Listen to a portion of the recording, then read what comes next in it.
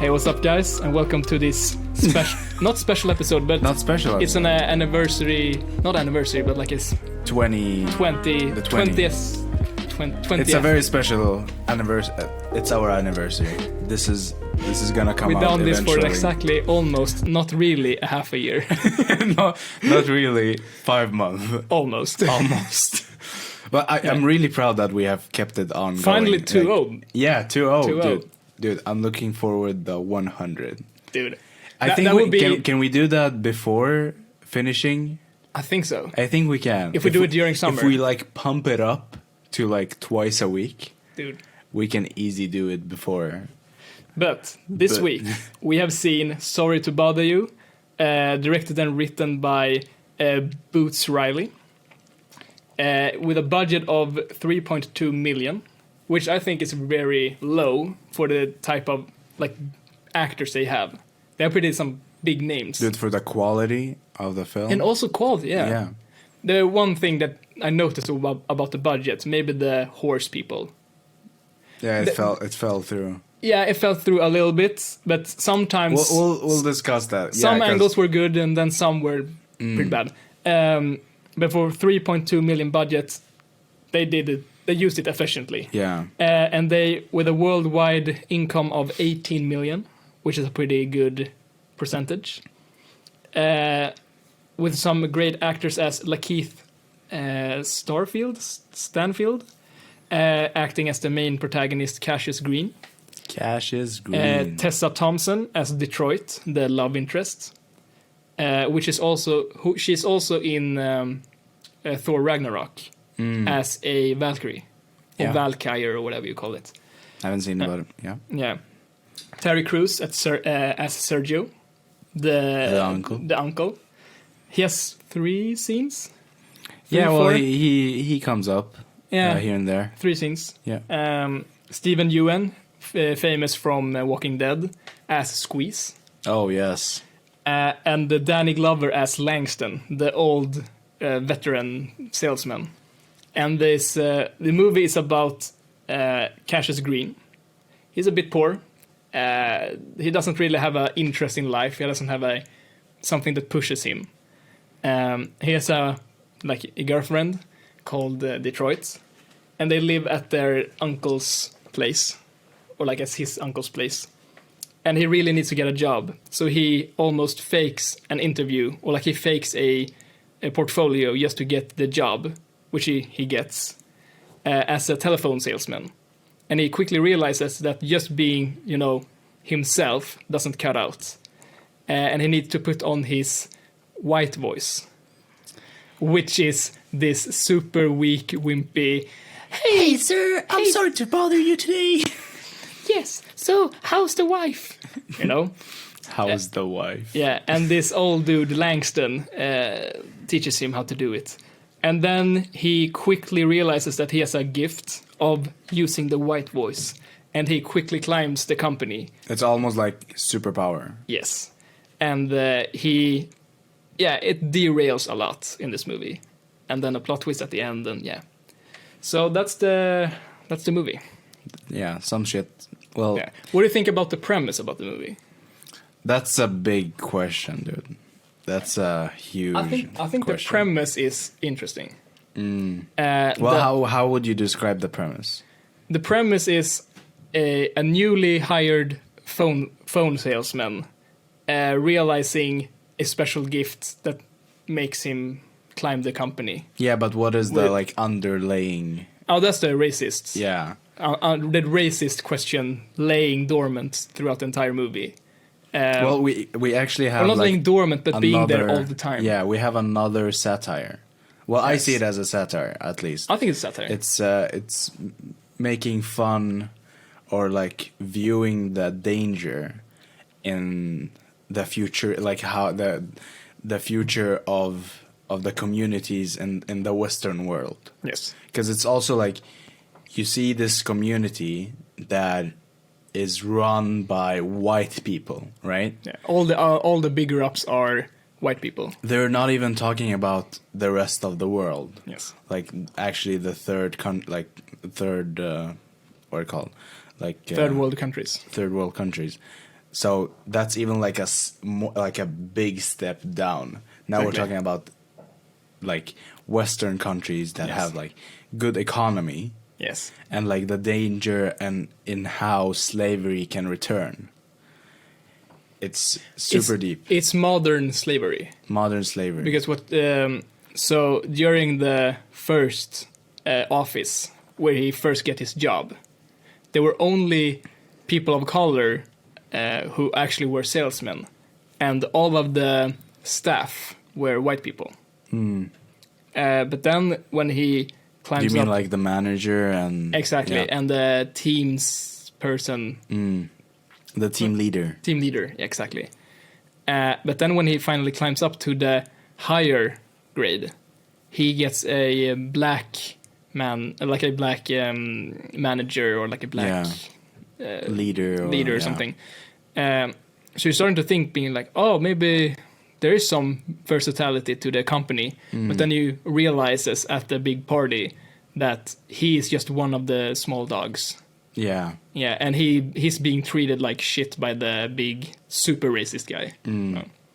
Well, it does talk about racism, but it also talks a lot about, because like it's not just against black people.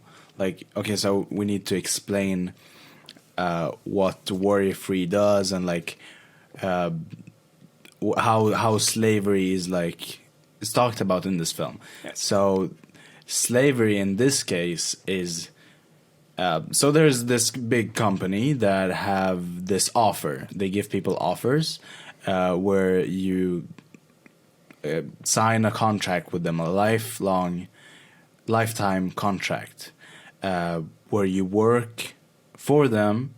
They give you a job, they give you a place to sleep, and they give you food. Yes.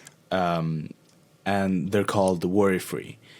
And you soon realize that they give like shitty food, like shitty jobs where you work like 14 hours, 16 hours days, but you don't need to worry about getting a job. You don't need to worry about like life responsibilities. So that's how like slavery is as much workforce and as little money possible.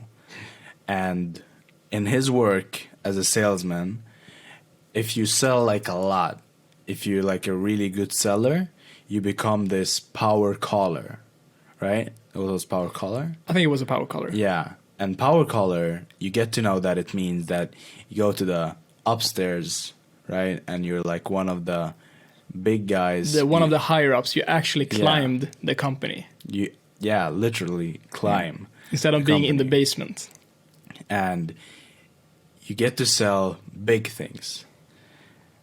And when he becomes a power caller, he realizes that what he's selling is basically slaves. You know? Yeah. But the fun thing, or not the fun, it's not fun, but the interesting thing is these slaves, right? In this case, they have a choice to not be slaves. They sign actually the contracts, right? And it's a thing that also comes back all the time. And when he's talking to that like evil dude, he's like, I'm not evil. I'm telling you why I'm doing this. They signed the contracts, blah, blah, blah. Exactly. So are they slaves or not? You know what I mean? I mean, it's a modern take on slavery. Where people like use the system like against others. They use these loopholes just to like mask their like slavery mind onto others, being like, oh, this is what's promised, this is super nice, and you actually get these nice things. For example, you get a cheap room, you get all the food that you want, but at the cost of like freedom and living standards and other things. But since you already signed up for the promised things, you're in the shit, you know. You're in the wrong in this world. And sometimes it kind of works in the same way here. Where like you sign on things and you realize that I didn't sign up for that because I didn't read through it, the fine written. So I definitely think it's some sort of slavery. Yeah. Maybe not as rough as like the old version, or like the normal version, if I should say so. Normal. Normal. Well, it's not normal, but yeah. Yeah, but I the understand. most stereotypical Yeah. way. But this is definitely some sort of like slavery. Yeah. But Slavery take. yeah, but this slavery is based on I think that's why it makes sense. Like, it's based on a being in a community where your goal, well, if you start with a normal life, if we can call it normal, you have like opportunities, and you have the opportunity to have goals. You know what I mean? Well, in Sweden at least, you like, when you grow up and you go to school, you're like, oh, I can read about this, I can become this, I can become this. If I actually study, I can go to this school or this school, I can become whatever I want. Yes. But they are based in like a future community where you don't have that choice, because everyone is trying to get money and nobody's getting money, right? But do you think the future is gonna be like that? Do you think this is something that actually can happen? Maybe with the advancement of AI and stuff, that these smaller jobs are easier to do, but since a lot of people want them, they all is a thing of hiring someone, that if you know there's a lot of people that would kill someone to just get that spot, they can give you less salary. And they will give you less salary until eventually you say, I won't do this anymore for the salary, and someone else says, I'll do it. Yeah. Because there's no reason for them financially to have a higher salary for you unless they really want you there. Yeah. Because if you're really good at your job, you're worth more money. Hence why Cassius Green climbed the company. Well, He was worth more money than the others in the basement. I really like that you like pointed that out, because if you think about it, what would make you good at your job, or make you like that they want you, Exactly. And What that's would what it he be? did with faking his voice. Because that was a thing that worked, and that was a thing that they needed. in a way. I'm trying to get at being creative. Oh, okay. And creativity as a tool of, because, well, I guess this can be the future, like cheap labor, whatever. There's too many people alive, so then there's not enough jobs, so you get like this very cheap labor. Yes. And you have like these ways to make like really cheap food, and you make them alive, barely alive, to keep working, right? But I feel like the technology is going into that I hope that the future is based on that labor is taken over by electronics, right? Which is like, oh, electronic, like robots are taking our jobs, blah blah blah. But no, like if you leave the work, the hard work, to the electronics, then you have this vast work opportunities for being creative. Exactly. Which is something that we're doing, right? Yeah. But do you think that the future is going that way, or slavery kind of way? You know what I mean? I think maybe more of the creative way. Because if you compare now until like the last 10 years, or maybe even before that, the amount of creative jobs have skyrocketed because of all of the small, like for example, when YouTube started to grow, College Humor was a big company just doing YouTube videos and some shorts here and there.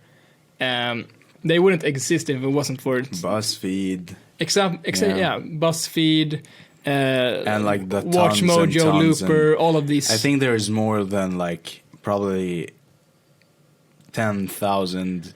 I would say more than 10,000 too, yeah. Yeah, 10,000 YouTubers with like 1 million subscribers. And also that bigger YouTubers also have a crew behind them. For example, some of them have managers. Probably most of them have editors. Merch creators, Yeah, like all all these jobs, like every person behind creating like something creative, their job is also creative. Like, just because someone maybe is a director in a film, it's not that he's the only creative part. Everyone working underneath and together with the director is doing creative work as well. Because you can always find a way to be creative doing your thing. Yes. There is no one just, doing the instruction or like doing the same shit all over again. Yeah, and I think, of course, AI is made for companies to like make more profit using less resources. Because replacing a robot is so much easier than replacing a human, with both paperworks and like money and everything, the cost of it. But I think that if there are more labor jobs being taken by robots, I think that society will have less costs of things. It will cost less, you mean? I think so. To be alive? Because, yeah, I think so. So having a job is super nice. You can afford a lot of things. But I do think that, like, far in the future, we will be pretty much like in Up. No, not in Up. Wall-E. Okay. Oh, where yeah. there's so much, maybe not like just like that, but where we can live super comfortably and just relax, not entirely, but for the most part. Oh no, we're gonna start talking about like I don't remember what it's called, but like the turning point of AI. Yes. When AI becomes conscious. Yeah. You know what that means? I mean, that's already happened, though. No, like not conscious, there's but like this. I don't know what it's called, but there's this point. It's almost like self-awareness and it's almost like when religious people talk about the day of judgment. Yeah. And it's based on, they think it's gonna be 2045. Oh, so they changed the date. Yeah. It's been 2012. It's been 2007, I think. No, not the day of judgment. The day that an AI has control over itself. Oh, okay. So that it actually can, actually having like an AI robot that can recode itself, make itself better. Exactly. Like change the parts and stuff like, Pretty much Age of Ultron. Yeah. Basically. And in that way, it's 100,000% smarter than anyone else. Yeah. And it can like solve all the problem. And you never know even if is it still gonna listen to you and Exactly. like do whatever you want it to do? There's been tests that some AIs who are made to solve problems. For example, my shoes are untied all the time. What's the problem to that? And be like, you put a clip on it, or just something stupid. My friend has like studied some AI and technology and smart stuff. Is he gonna become an engineer? Like, is he studying? He was going to, but I don't think he's more of a manager yeah. now at the company. But Okay, anyways, he mentioned that there was some cases where these AIs programmed to figure out problems and trying to come up with solutions eventually comes to the conclusion that humans are just a big problem. And they don't see humans as a human. Holy shit. They see humans as a problem. As a big problem, as a big piece, Dude, that's so scary. Yeah, because like the way you're describing it. Yeah, but really imagine they don't see like, oh, that's a personality, that's a person. They just see shapes, pretty much. They just see shapes and being like, that box go into that box. That's fit perfectly. That's fine. And that goes in there, that goes in there. And then they see us humans who are just all of us are different. None of us works the same way. And that doesn't work for AIs. They want everything to be, the same. You know what like picture I got in my head when you're describing that way? Yeah. I like think about how they see everything the same way, right? Yes. That's exactly what you're saying. Yeah. And like that, so you have this problem and like this can be a solution, this can be a solution, this can be a solution, this can be a solution. And here we have this big problem, and like a part of the solution is getting rid of the problem. Exactly. Like, and it turns to the question is, how do you get rid of the problem? You know, that becomes solving the problem. Like solving the problem is getting rid of the problem in the first problem place. itself. Yes. Yeah, right. So it's like there's no AI. Yeah, I don't think there's an AI that's completely just, you know, it's in its place. Every AI has probably just, you know, expanded its thought process, eventually coming to the conclusion that there's too many problems, I just have to fix them all, you know, and stuff. Because they don't think like the same as us. Yeah. We think, you know, with emotions and logical things and stuff. They just think about creating the solution. Yeah. And stuff. Well, so eventually it's a lot like more complex than that. But yeah, it's super complex. I'm too stupid to really explain it. But in some sort of way, that's how AI works with their minds compared to ours. Yeah. Yeah. Well, we just like derailed tons. But I really hope that the future, and you know, I think I've told you about like my movie idea. About I think so. I don't know if I'm supposed to tell it, but you know, that's up to you. That has to do with the future and like how important creativity is in a community, and it like really puts like in question the values of being human and being alive and being productive. Yes. And like I really want to write a script for it. Yeah, that's cool. Develop that idea and copyright it. Copyright it. Don't get any ideas from this, boys and girls, and like the 5 people that listens. But I think we derail a bit, as we always do. Yeah, as we always do, of course. But anyway, we're just exploring the idea, you know? Yeah, but still, in some way, it's still connected to the movie, I think. Yeah. That how society is just, you know... This is going to sound like I'm some sort of rebel or something, but the society tries to control its people a bit too much sometimes. And in this movie, it really felt like the people who was the bigger ups just did everything they could to keep that position and just, you know, push down the others. For example, in this case, the white people pushing down the other people of colors, just to like maintain their power and stuff. And what you're talking about is in this film based on making profit. Yes, and the horse people is a big thing about that. Yeah, whoa, dude, the scene that threw me off so freaking hard, dude. Yeah, that was so weird. As a classic, I saw this almost as a tradition. I saw this almost 2 a.m. I started watching this 2 a.m. And I was like, yeah, it's a pretty good movie. That's like, I don't know, like 16 hours ago. Yeah. You had like a whole week. Yeah. And I was just, you know, it's a cool premise. I like the actors. And I was just into the movie. But I was just tired, you know. I was like, I catch up the things. And then all of a sudden, people doing coke, fucking each other, you know, in this big orgy party. And I was like, I'm just going to roll with it. This seems fair in this universe. And then all of a sudden, horse cocks. Like, what? And not even horse people, horse cocks. What did you think about the person in the bathroom stall? Did you think was someone getting murdered or someone being tortured? Because I thought it would be... I thought tortured. Yeah, I also thought tortured. I thought that, this white man is like keeping someone so he can torture him, like as a power thing.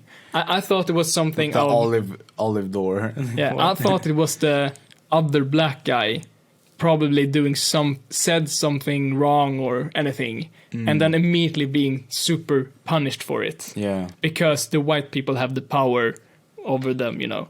Yeah. But then just like a horseman falls out. I was like, dude, I'm just gonna what, you know. It was a nice. I think they could have put some more weight into the reveal or the plot, because I in a way I felt it was like a bit weird. Out of nowhere he wants to pee, you know, and whatever. It's like the wrong door, and like, what is this creepy place? And, you know, I think you could have done it like a bit. You could have nicer. executed that scene in a bit better way. Yeah, but it was something so far off that nobody would have thought about it. Yes. But something that is is interesting to what we were talking about before, and the race thing, the whites and blacks and whatever. Yes. Again, not the fun thing. No, but The interesting. interesting thing Yes. is how when you become a horse, you can't see if they're white or black. You know what I mean? Yeah, exactly. Yeah. You don't know if the horses are white or black. And I think they're trying to point out that for the rich people, Yes. it doesn't matter if you're white or black, you know? It's not that they're trying to be... The rich people are pretty much its own race in Yeah. this way. But also the way of... Also. So I don't think the white people in this movie went out of their way to just control all the people with color. As you say, if the people of color did good, they would give them good, you know? Yeah. It wasn't about being black. Exactly. It was was just about- that yeah. the white people just were... The majority of them was like higher It was ups. about being poor. Exactly. Which is beautiful. But it still, though, had the same effect of like being a racist, being the racist tone, because he created a species, horsemen, so he could control them. And in that way, sort of, if he would create, let's say, black people, you know, that he would immediately be like, I put them in phone salesmen and they will work with each other, you know. He did the same thing, but with just horse people, you know. Pretty weird explaining that he didn't think about them as people. He just saw them as workforce. Yeah, exactly. Probably the same way he saw black people and Asians in this movie, but just he didn't tell him because he was a black man he was talking to. Yeah, it after that, Do you think it's it some didn't sort of connection matter to that, or? anymore.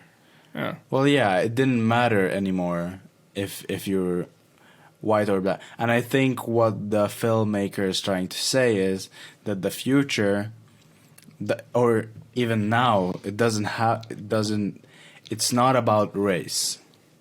Yes. It's about profit. And Exactly. I think even like, to be honest, okay, I think when white men, you know, the start of slavery, they thought that it would be, you know, just the idea of this of having slaves. They were like, "Whoa, that's a great idea to have like slaves and like work labor, you know. work labor, like free work labor." But the thing is, we can't just if to do it profitable. Like, just think about this: European. I think it's 1700s, right? Yeah. Late 1700s.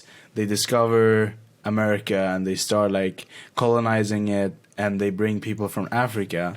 And I think they thought, this was their thought, okay? We want free labor to do this big thing. But we can't just take white people. You know, we can't just take anyone. Because it would start a rebel. You know? And they have living standards in our society. Yeah. Yeah. Not like, you know, the idea of we don't have a reason to get away with it. You know what I mean? They can't just like savage a country, like a normal country, and take the people there. They were like, okay, we'll go to a poor country, right? We'll go to Africa, the third world countries, and we'll just say it's because they're black. Exactly. You know, I like make them feel bad about how they were born. I really don't think that it started with, oh, we're a better race, that's why we're gonna have them work for us for free. I think they were like, how can we turn this into a profit? Yeah, and just not even like a normal profit, something that can grow. You know what I mean? Does it make sense? Yeah, I mean, they saw they're potential still in it. racist, okay? Sons of bitches. I mean, they're worst kind of racist. Yeah, fucking worst people ever that started this. Yeah. But they started like almost like how Hitler did it, right? He didn't use them as slaves. Yeah, he didn't use them as labor, but he slowly... I understand what you mean. Yeah. That they slowly, over the course of a certain time, turned themselves... Or like turned the other race or the other as people. bad people. Yeah, they painted this version that they are bad and they're supposed to be this way and so probably did it the same way that when they colonized the black villages and stuff, they probably threw in stuff like, oh, you're not white-skinned. Oh, maybe that's because of, but I don't really know. And just implementing the thought of maybe we are the bad ones. And then over the time, they didn't fight against as much. Just like they just fucked with their mentality. Yeah. I think it's more than just grabbing is them. Is that like a fucking theory, conspiracy theory? Probably, I don't know. That slavery started, it wasn't like started on racism, but it started on...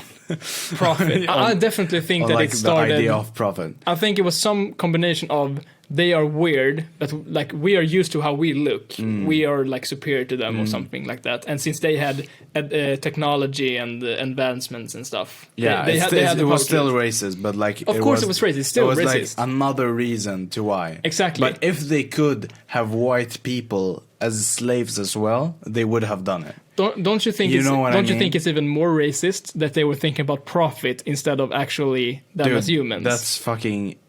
They are not human, bro. Yeah, exactly. They thought they thought that's the less human thing you can ever do. Yeah, that even isn't that like more racist than just being like, oh, they're different, hate them. They're like, they are different. We can turn them into profit, Yeah, and just thinking about how they can abuse them. Yeah, that's crazy. But but the thing is some sort of weird, like in this movie, I get that feeling, Yeah, well, that's the thing that this movie like really does great, and that's why you get that feeling. Is it builds up, and now we're gonna go to the like more technical side of the film. It builds up. The whole movie builds up on this idea of that this community or this world, this cinematic universe that we're living in, anything can happen. It's not. It's almost like non-realistic, in a lot of ways. But it is non-realistic because they did it so they made a satire of the modern day. For example, all the TV shows were just bonkers. Yeah, like a TV show where you just beat up people. Yeah. So get beat up, but you know what I mean. That I think they did it so well, and that's why I just loved. Like the first 70 or 80% of the film. Yes. Because the last 20% was a bit too much. Dude, it was so creative, filmed, so great. It's like building that idea of we're showing this world, almost as how Wes Anderson does it, or what is his name? The guy that made The Lobster. And the Killing of a Sacred Deer. He builds up this realistic world, but something is off. Okay. And just because this something is off, and you introduce this idea to the people watching it, you can get away with anything. Yes. You know what I mean? Yeah. And I think they do it so good in this film, in the way that it's filmed, and the way that just weird things happen in weird places, and how they go, like when he calls someone, they go into that room, and those kind of things. It makes it that they can do whatever they want, and you would believe that it's really happening. Exactly. And I think the thing that you mentioned that we're... And also. Yeah. And also that the higher-ups get away with stuff. Like they can just talk their way out of it. The perfect example of that in this movie are when he finally reveals what he does to these horse people. He on video says, I will turn you into glue if you don't listen to me. But somehow they managed to take that into something profitable, something positive for their company and their cause. Yeah. So everyone would be like... It was almost like a commercial for the it was company. Almost like they turned a bad situation into making it in favor of them. Yeah. And that's because they have power and they have connections and everything. They just turned the society almost like they played them like a fiddle, being like, Yeah. oh, look at these weird horsemen. We are treating them like shit because we need profit. And people were like, we Yeah. invest now. Yeah, exactly. People thought, yeah, that's pretty smart. Yeah. Oh, profit, great. And who's investing? Well, the rich people. Yes. Well, you And in this movie, preferably most white people. yeah, well, there was Chinese, Asian people, Of course, and stuff but like that. yeah. But I really love how this film is talking about stuff that so it's racist, but it's not really racist. It's about dehumanizing for the sake of money. Yes. We talked a little bit before the podcast about something, and I was like, okay, we'll save it to the podcast. Okay. And you told me that you have mixed feelings, right? Yes. And I want to get into that because I have some mixed feelings, and I just want to like digest where it comes from and what is it that made us feel like that. So I like the movie. This is the first movie I actually have on Blu-ray. Yeah, dude, we should have watched it together. Yeah, I know, but I was working late and stuff popped that up. timing, yeah. So this was the first movie that I watched that I actually own. So, and I'm pretty happy that I still own it, if that's a good thing. I think though that the movie is a bit. I can definitely see myself rewatching it, but just as you say, some parts of the movie I was just not engaged, and some other parts I was super engaged. I was super engaged during the early part, which I think is a good sign that you in the beginning of the movie get immediately caught into the movie, being like, oh, I really want to see what's happening next. The establishing scene in the office when he applies for the job, just that scene made me want to see, oh, I wonder what the job actually is, and how it plays out. Yeah. How it's gonna go for him. Oh, is he really? Yes. Like, because he tells you, well, that's the first thing you get to know about the guy, right? And you're like, oh, he was? Okay. Yeah. He did that? He was like the... Yeah. And I think the premise of making a phone salesman into a super interesting character was just super great. I love the way of using the photo of his dad as a way of showing what, like, his other mentality side, like his inner voice talked to him, said about through that picture. And also how he realizes some stuff. For example, when he was actually talking to people, he popped into their reality, talking through them like a ghost. I love it was that. such a cool scene, him dropping the table, be like, oh, I need to fix all my stuff. Yeah, like and then two immediately people being fucking, hung up. yeah. That was super cool, and he just kept me engaged. I really wanted to see what's happening. And then after the reveal of the horseman, the reveal of horsemen to the public, I just felt that after that there was nothing holding me back. I thought it would be some sort of super cool climax. I mean, it was a cool climax with when they put up like concrete characters, concrete mannequins, and people walked into them being falling down. Yeah. But it was nothing really super exciting. I don't think the conclusion of, for example, the horsemen, how did they break free? Well, he helped them break free. That was the thing. He saw the video, and on the video was the code. The guy Oh, yeah, exactly. Yeah. made the code, and he went in Okay. and made Oh, them yeah, free. that's right. But I think that I really enjoyed, as you say, the first 60 to 70% of the movie. But the later half didn't actually hold up. I don't know. so I think I know why, or I'm trying to look at it from a bigger viewpoint, and I think the movie have a great build-up. Okay, Yes. the best build-up, not the best, but like a really good build-up, right? But then the build-up is so great that just to make the people happy, or like to top it off, you need to have an even greater climax. Yes. So you know what I mean? So it's almost like it's so good that it's digging its own grave, Yeah. you know? And as you say, it becomes too much of a movie. It becomes too good. or yeah, something. too good. And such a great film needs a really good climax. Exactly. And you're almost in the well, not an upper hand. It's like the opposite, of an upper hand. Yeah. You're just expecting too much. Watching the film, you're expecting the fucking greatest climax ever, and Or you don't some get it. super twists Yeah. on top of the horse people reveal. Yeah. Yeah. But it's really hard. It's even if you expect it, it's hard. It's hard to make that as a filmmaker. You need to really master the art and understand I don't know.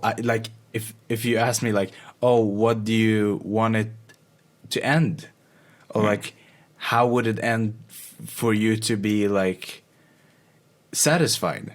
I don't know. You know what I mean? Because Yeah. it's hard. Yeah, of course it's hard. I It's don't hard. really know either. I want the satisfying ending, but just coming up with a satisfying ending is super hard. Yeah. So I think there is a more satisfying solution to it, but this one was okay. But not really the one that I really... I don't think this is... I think this is a bit too rude to this movie, because I really enjoyed the movie. But I think the movie in some way blue-balled me of a exactly. good ending. Exactly. Yeah. And why did you get blue-balled? Because there was too much Exactly. foreplay. The foreplay was just oh, we have this introduced. Oh, we have this introduced. This cool thing introduced. This weird thing introduced. The horse people introduced. And then just stale line. But it might have to do with, that you get this character and you build this character so much and you don't believe that this character would do the thing that he does in the ending. It went from this movie about this character that you're cheering for, but also seeing that he's doing bad things, and then it becomes this very generic, oh, now we're gonna have the happy ending with, oh, I'm gonna fix the stuff, and even if it doesn't become a happy ending for him, but it's still well, I didn't want everything to become good, But it didn't, though. Well, didn't it? He became a horse person. Well, not for him, but for the community. Oh, for the community, yeah. You know what I mean? It's almost oh, I'm expecting this to go horribly bad. Yeah. Because everyone is shit and everything is shit. You know what I mean? Everything just got to shit. Yeah. But I really don't know. Maybe if I knew more about how climaxes are great and stuff like that. Yeah. I really don't want to take this example. I don't want to take this example. Okay. Shouldn't I, or should I? Take it. We have talked about this film every fucking episode ever. Okay. I like Does it film. start with Okay, the P? You know what? I'm gonna take another example, and you're gonna understand why I took that other example. Inception. Yes. You haven't seen it, you motherfucker. Have you? He's sorry. He's really sorry. He's a good boy. But I'm just a film student not watching movies. so Inception. Now I'm gonna spoil it a lot for you. Okay. So Parasite. You don't want me to spoil it? Okay. I've kept it a secret. I like the ending of that movie a secret Okay, so for the long. ending, because it's okay, so I'm not gonna spoil it for you, because it's not a spoil, but it builds up this question, right? This fundamental question, Yes. and it doesn't give you an answer in the ending. Yeah, It leaves you hanging. it's an unsatisfying ending. It's not. It's a satisfying ending if you want to figure it out, I It's guess. an whatever it is. satisfying ending. Okay. Because the ending is great. I love the ending. Yeah. But I don't love the ending. You know what I mean? It's one of those endings that keep you questioned. Which Parasite did. But this ending didn't really left me questioning anything. No, and yeah, it was a bit that's what I mean. Like, you have this great question, like this great problem, right, introduced. But then you get an answer for it, you know? The horse people won. Yeah. You know? They fought off the police, right? At the last second, then football people came and then more police came, and then the horse people came and fought off or whatever. And then he got into his house and killed him, right? Yeah. That's right, a good ending for the horse people. And also when they broke him out of the car, talking to him. Yeah. He'd be like, it's a pleasure talking to you. He'd be like, dude, I'm from Detroit. I'm from Oakland. Yeah, exactly. Don't talk normal. Yeah, but they were too casual for it being the final fight, you know. Yeah. Like you in the middle of the climax, they were just too chill, and then right after that, it was becoming the epilogue of "I'm giving you my car" and stuff like that. So it felt like as if we missed something. There was something, and especially about I think a big part about this blue balling ending is the main villain of the story, the Steve guy. Yeah. Stiff. Something. Wasn't his name Davis? Davis, maybe, yeah. David? But the guy... I have no idea. The big boss who creates horse people. Yeah, the bad guy. He just gets away in the end from everything, except immediately when the credits starts rolling. Otherwise, he would just gone away entirely. Exactly. Because we see in the final scene that he's just, chilling on his couch. That even though these horse people broke out and started attacking people, he still lived in his house just chillaxing. Well, I guess, are you that rich, you get away with everything. Exactly, which is I felt like there should be some sort of bigger thing happening to him instead of just right at the end where he gets his shit kicked out, But another problem that has to do a bit with that, which, because you're talking about that it's not realistic, even for this universe and the rules of this universe, you know what I mean? And also we expect him being more punished as a villain and not just getting off pretty easily as he did. Well, he died. Most probably, yeah. But that's the thing, it didn't feel that realistic. The whole climax didn't feel that realistic. It almost it felt like a feel-good kind of thing, you know what I mean? Like, why is it even important for the workers to get to the top floor?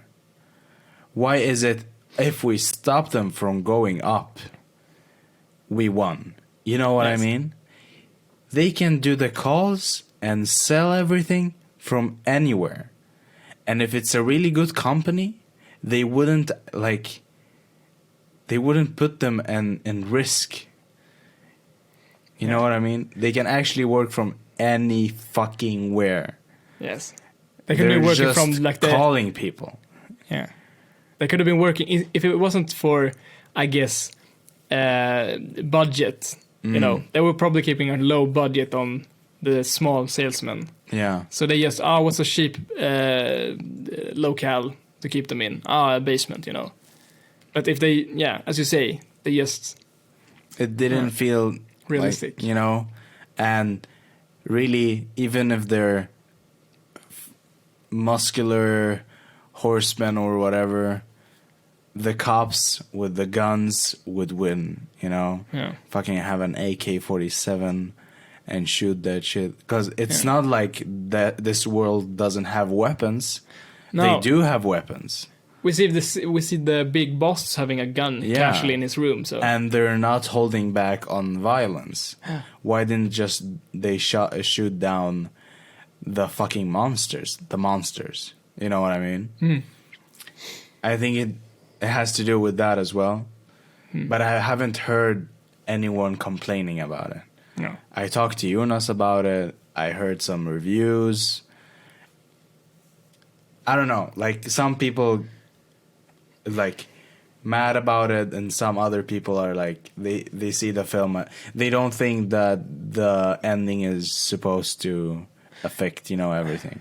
I think this movie is, of course, it's a funny movie, Yeah. and it's also because it's also a movie, so it has to have some sort of purpose of like entertaining people, you know. Yeah.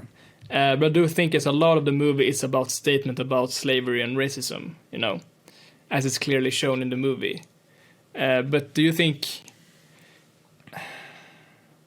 it's pretty weird to say this? But do you think the statement became a bit too much in the movie, or do you think it should have a bigger impact? It was a bit less toned and just dormant. I don't know. Or is that weird to say? I don't know. What do you mean? Like, which statement? If and how did they... Like the modern slavery part. If you like... I mean, it's the big thing about the movie, you know. The modern way of slavering, like, people of other colors, you know. And just poor people in general. It felt like every scene had something telling it all the time. So we constantly kept thinking about it. Do you think it would have a bit of more of an impact? Okay, so... If it was just like, you know... every three or four times per 5, like, you know. So you thought this, that the, like, not the symbolic, but what the film wanted to say was seriously in your face at the whole time, right? I think a little bit too much. Yeah. Not saying it's like a bad message or anything. I'm just saying it was maybe just, you know, a bit too much in my face. It was just, you know, doing like this, coming back and forth. You know what this means? Reminding me that, reminding you that this happened, and maybe it would have a more impact. But now it's just like, you know, constantly. Yeah. I think it has to do with... So this movie is very literal. Yes. It's as face value. You know, it's not trying to be subtle. It's not trying to be... Like, you know, Parasite has a lot of meaning behind everything. Like, the whole bunch of movies that we have seen that are very symbolic and everything has a meaning. And, well, here, everything has a meaning. But the meaning is very literal. And they say that in the movie. I love when movies does that. You know, they say it to you. Yeah.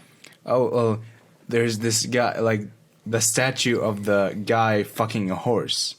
Yeah. Like, they explain it. What are they trying to do? Well, maybe they're trying to be seriously, literally telling you that they are making a half horse, half human, you know? Yeah. And, well, they told you in the movie. They're telling you that everything is as face value. They're coming out with everything that they want to say. Exactly. You didn't need to think so hard for this movie. Yeah, they're not trying to hide their premise. Yeah. And and I don't want it goes really well with how about how the movie is shown, you know what I mean? Yeah. But I don't also want to like them to hide the message. Because sometimes, for example, for me, sometimes in a movie I just like simply overlook the message of the movie. Yeah. Just thinking about like, you know, the comedy parts and so it's a good way of them actually showing this is a problem, maybe some sort of way in our society today, but maybe just like tone it down just a couple of percent. Just a little bit. Just a little bit. But like still keep this, you know, constantly poking, being like, you know, this is the problem. This is like something that could happen. You exactly. know, stuff like that. So I like that, but just 1 or 2%, just like, yeah. No. But movies can. That's the lovely thing about movies. There's no perfect. Yeah, there is recipe. no perfect recipe, and for people, there's like, oh, this is perfect for me. For others, just a little less, and for me, a lot less. Or well, I loved it how it is, because when you're doing like futuristic things, sometimes you want it as face value. Yes. Because you're the satire. You know, Jojo Rabbit was face value. Right? Because it's satire. It's making fun of something. And when you're making fun of something, it's very clear what you're trying to say. Yes. You know, you don't get these movies where you're making fun, or a satire where it's the meaning of the movie is like, because satire is making fun of something. Yes. I can't make fun of you and hide it. You know what I mean? Yeah. It's really But the thing about you said, and also about the symbolic things that they actually show you. Yeah. There's a lot of things in this movie they actually show things, put focus on it, so the audience would think about what its meaning and what it's supposed to have, why it's supposed to be in that frame. You know, for example, the picture of his dad constantly changing because of the mood of the audience, pretty much. Like the judgment that he would have on from his dad. Exactly. Yeah. But also the same that the audience probably had to the protagonist, being like, you dissed your friends, you probably should have done that. And then in the end, like, you got the perfect ending. Yay, you know. Oh, that's a good way to see it. Yeah, so the dad really is like pretty much almost, I would say as the majority of the audience.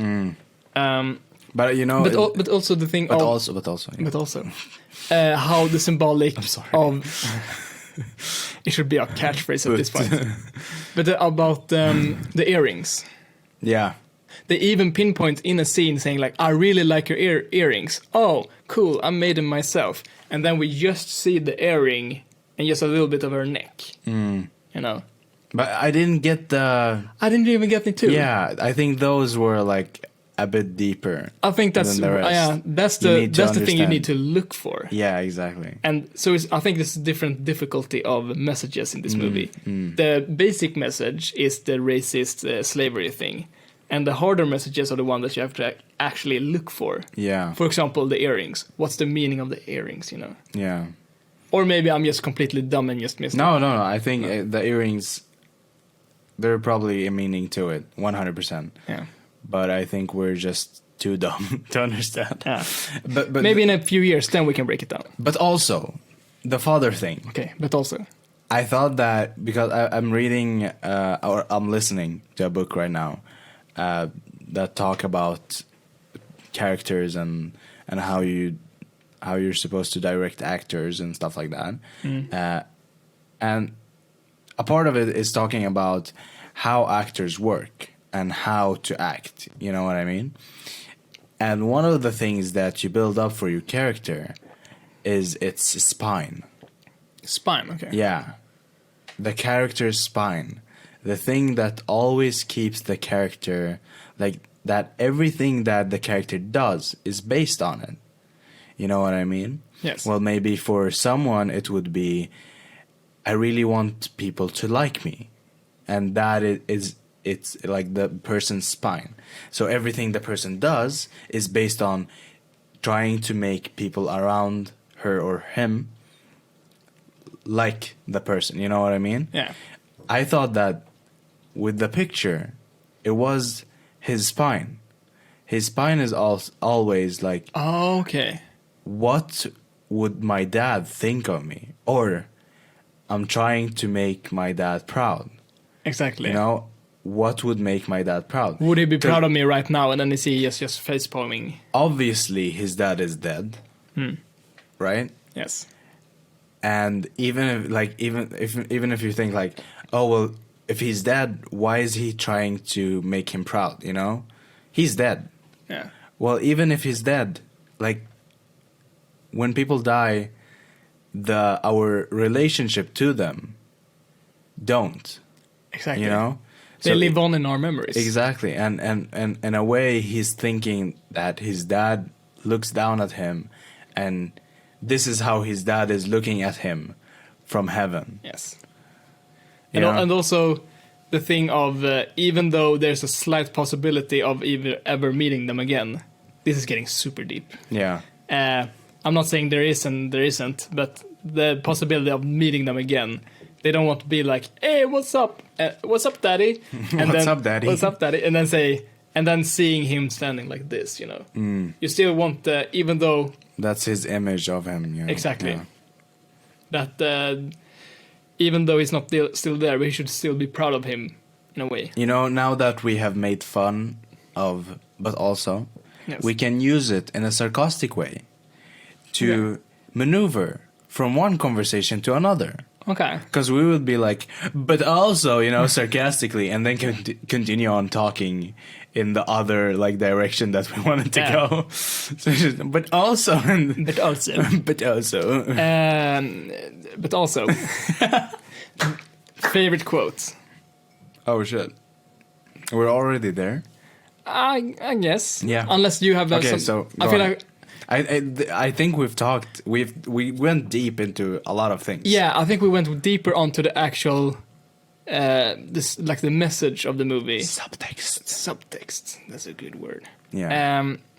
But the visuals, just like keep it short. The visuals was great. Camera work, awesome.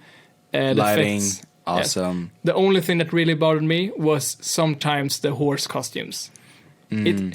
I mean, with the budget they have, of course, they can't really have like, super realistic horsemen. Yeah. But with the budget they had, they made a good job. But unfortunately, sometimes it felt a bit, too fake. I wanted to get into that. That's a great thing that you brought it up. We take up favorite quotes right After. Yeah. Coming back. Coming right up. Yeah, coming right up. Favorite quotes. Stay with us, people. We're just gonna say the sponsor from Totti. Yeah. Sponsor for today's show, Totti. If you have time to talk, why don't you talk to me? That's really mean. Please. I love talking to Totti. Not a problem here. So going back to the horse people, I thought, but also, I don't. There's no camera there. But also, I felt like how bad the horse people were is on purpose, in a way. Probably, yeah. Make it more funny, making more satire. It felt like I don't know, 80s Mask. You know what I mean? Yeah. Which is a bit satire and like the funny version. Like you just think about if they had like super realistic, very very ugly masks, like scary masks. Yeah. Because they would look like that.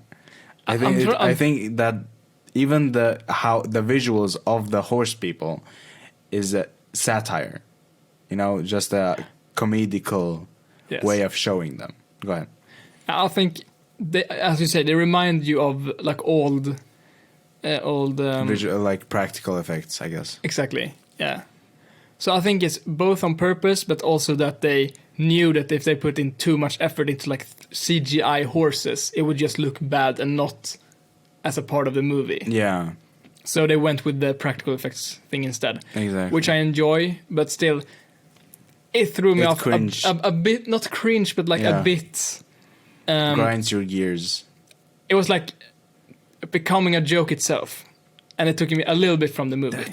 That's the thing. Yeah. I think. So it kind of worked and didn't. So everyone has their translation or... Exactly.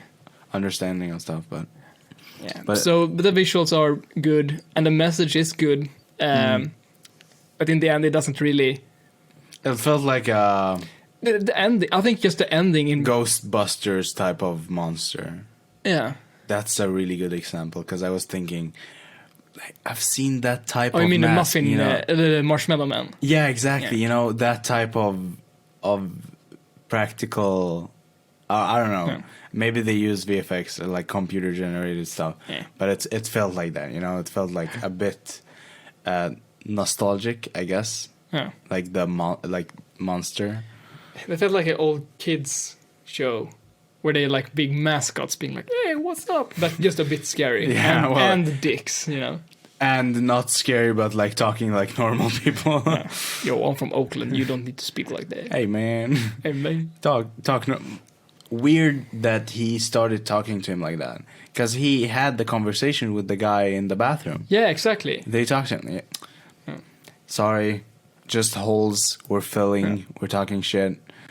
There's a lot of holes in the movies we're making, but not yours. I saw his film today. Those motherfuckers saved that movie. That movie is great now. I loved it. Some context. We have first a course where we made short movies.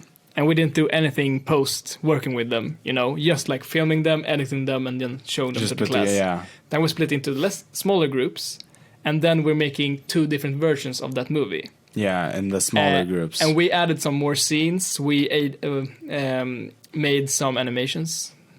This guy. And then we just tried to make it a more amazing animations. I love them. Okay.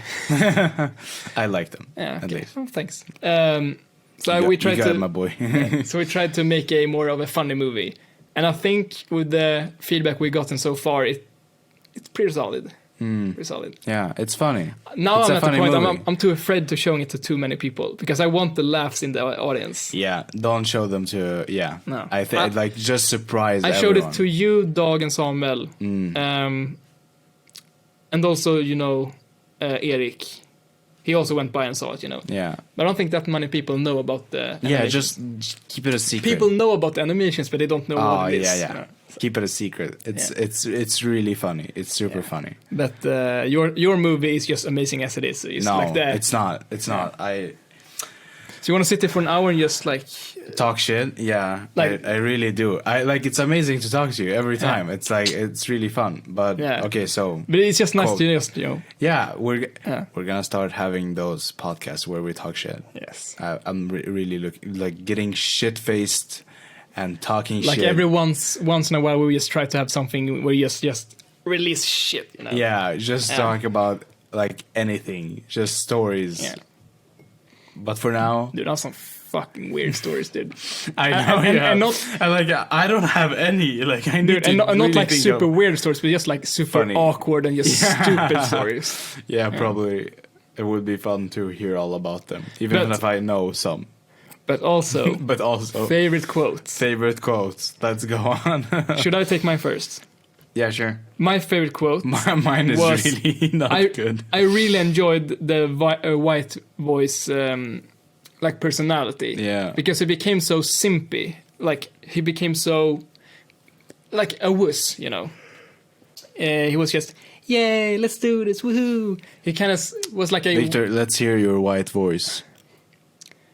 hello. Hello, this is Victor. No, this is me. Yes. How's the wife? I don't know. Hey, what's up, man? Hey, man. Hey me.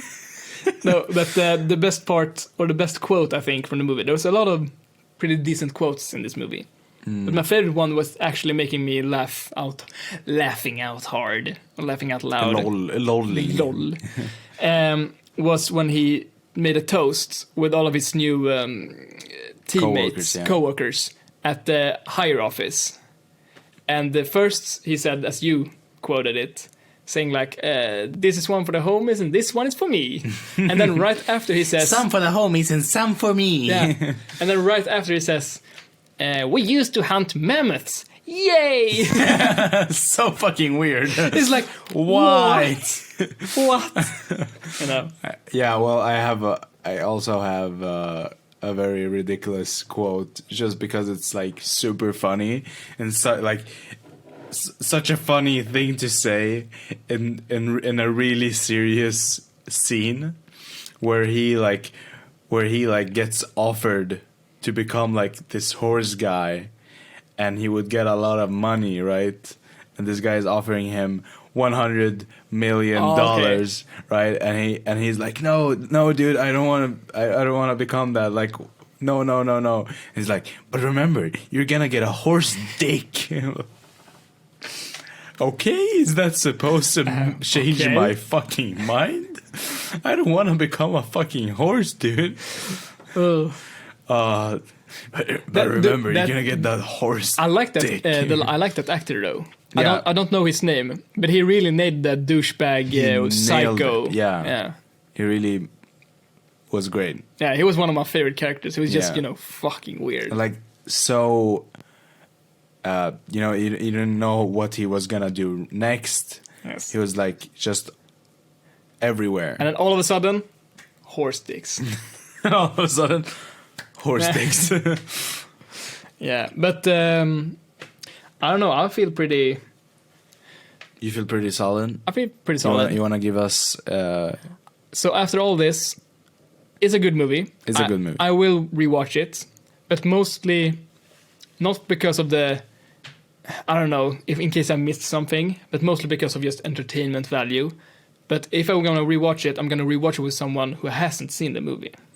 So probably showing it at a party or something, or like a gathering or something, with pals that haven't seen the movie, just to see their reactions and just see them being like, "What the fuck is this?" You know.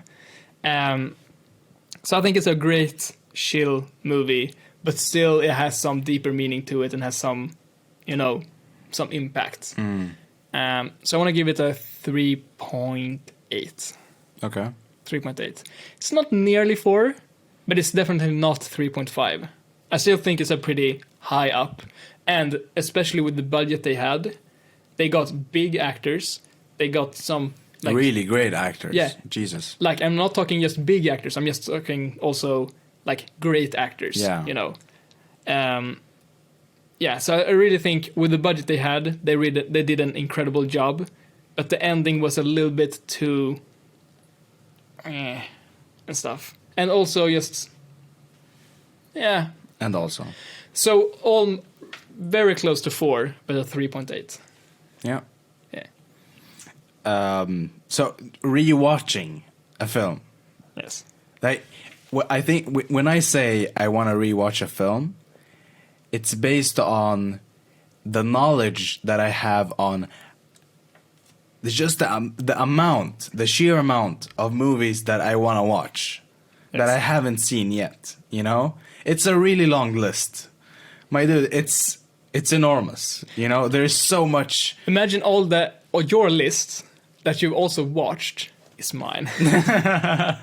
Your list plus all the movies that you have seen is mine. No, but you know what I mean. Like, so I need to match it. Like, think about, do I want to watch it again before watching all the other films that I want to watch?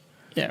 You know, so it's pretty high up if I want to see it again. Do you want to prioritize rewatching a movie you already have seen instead of a new experience? Exactly. So it's always about the new experience for me. I prioritize rewatching if and only if I feel like I'm gonna learn something from watching it again. Yes. And for me, I don't have the need of rewatching this film right now. Okay. Or there's a third option. If there's a hot girl and she want to watch the film and you're like, of course. Fuck yeah. Fuck yeah, I'm going to pause the film in 20 minutes. Then you can zone out because you know what's going to happen. Exactly. So it's like the perfect movie. And you can think about what you're going to say to her. Did you know about horse cocks? You know, I have this weird disease where it only affects my cock. So I don't have a normal cock. I have a horse cock. I was offered $100 million. And I took some cocaine. I took some coke. But for real, keeping it real. Yes. The movie had a really great setup. And it almost shot itself in the foot. Yes. Because it was such a great setup that it didn't follow it up with an equal great climax. And that was the problem for me. Yeah. It felt a bit too cheap for how good they did everything else, you know?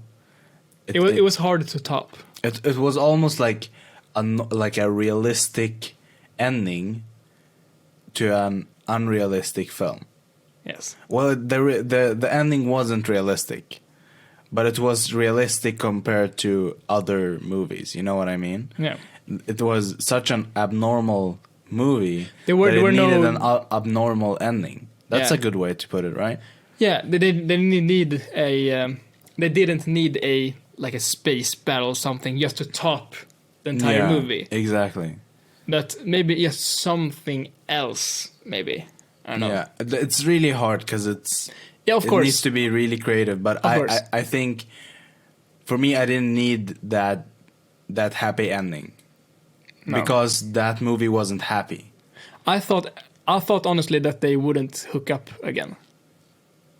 Yeah, that was a bit weird as well. Yeah, that relationship. Fucked his friend and stuff, you know. Yeah, and that didn't become a big point. Like sloppy seconds, bro. What? But that didn't become a big part of the movie because it felt like so much about she will eventually cheat on him, or like as soon as they break up, she will hook up with Squeeze. Yeah, but it just doesn't. And she happen. did.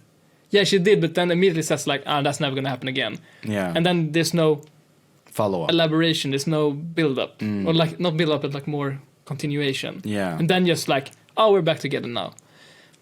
It's like, why build it up so much? They did such a great fucking it was interesting. First 60%. It was an interesting like relationship part of the movie. Yeah, but and then the climax of that side story is like what? And then nothing happened, you know. Yeah. So yeah, it was really too bad. Yeah. So finally, I would give it. This is hard. I think I would give it a 3.5. 3.5, okay. Just because it didn't like finish well, you know. No, it kind of flew too high. Maybe. Yeah, it flew too high, too near the sun, or what they say. Yeah, and it burned itself. Yes, it shot itself in the. But on the way down, it kind of recovered, so it didn't like.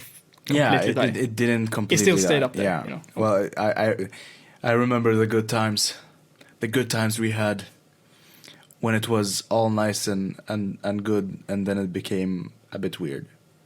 Yes. But great try. Yeah. But this was episode. Good game. This was episode 20. Number 20. Now we're finally on the 2-0. 2-0. Now I think we actually have a podcast. We have a podcast. Because before it was just like, should we continue it? And not like... No, I was of course. in of for course. the win. But now it's just, this is something that's happening all the time. We're actually putting more time into it. Exactly, more effort. And we're trying to make it better and better. And hopefully more different productions in the future. Yeah, so a lot of productions. Yes. Like, Jesus Christ, there's always a pre-production going on. Yes. Like, what the fuck? Yeah. Right now, I'm on, what is it called? Like, after the production. What is it called? Post-production. Post-production on 3 things. Okay. And so I just want to say, like, on like 2 short films and a documentary, and pre-production on 2, might be 3, like 2 short films, and might be like a feature. Oh. And here's the thing. You said that my movie is pretty good, as the way we made it, which is like humbling and everything. But this dude makes 3 movies in the same time, and they all keeping up with the same standards, They all like up to beat, I'm not making all the 3 movies. No, but you're a big part of each movie. I was gaffer. Dude, it doesn't matter. You're working on 3 fucking movies at the same time. I was gaffer on 1 and director on 2 of them. Dude. And we just finished another, like, the short film. Remember when we shot in the forest? Oh yeah. The 1 minute short film. Yeah, and we sent poem, it to we sent it to the. I hope we do something good. Yeah. Dude, I really hope. This dude, he's going places. Like, dude, you're going places. We're going places together, my man. We keep dreaming on this podcast. Okay, but we should finish it so we can do. Should you do it or me? It's me. Okay. I finish and I start the next. Right? Yes. Yeah. I think so. Yeah. Thank you.